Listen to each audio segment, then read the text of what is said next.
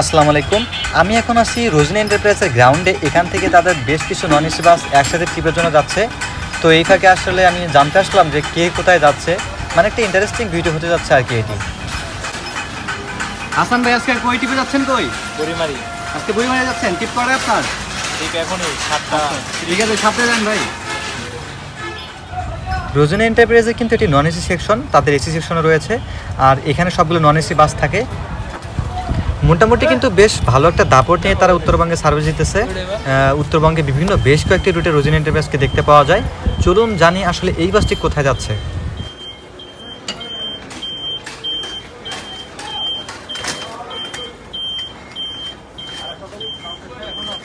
ভাই আজকে কই টিপে যাচ্ছেন? কোথায়? আজকে যাচ্ছি বুড়িমারি। বুড়িমারি। আচ্ছা, টিপ করে আপনার? আমার টিপ এই যে কিছুক্ষণের মধ্যেই। আচ্ছা ঠিক আছে, সাবধানে যান।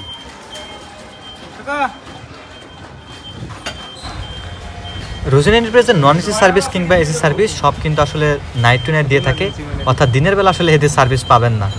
তো এখন একজন মুরব্বী ড্রাইভারের সঙ্গে কথা বলতে যাচ্ছি। আঙ্কেল আসসালামু আলাইকুম। আজকে টিপে যাচ্ছেন? আজকে হ্যাঁ আলহামদুলিল্লাহ। কোথায় যাচ্ছেন আজকে? আজকে আমি রানের সঙ্গে হরিপুর যাবো। হরিপুর। হ্যাঁ আচ্ছা, সাবধানে যান। রোজনী এন্টারপ্রাইজের নন এসি সার্ভিসের সবগুলো আসলে জাপানি বাস। আর মোটামুটি দেখলাম এদের গ্রাউন্ডে এসে নন এসি সবগুলো বাসে আর কি মোটামুটি রিপেইন্ট করা বা চকচকে টাইপের আর কি। আসসালামু আলাইকুম। আজকে টিপে যাচ্ছেন? কোথায়? পঞ্চগড়। পঞ্চগড় যাচ্ছেন? টিপ করে আপনার? এই 15 মিনিট পরে একটা। আচ্ছা ঠিক আছে, সাবধানে যান ভাই। ইনশাআল্লাহ।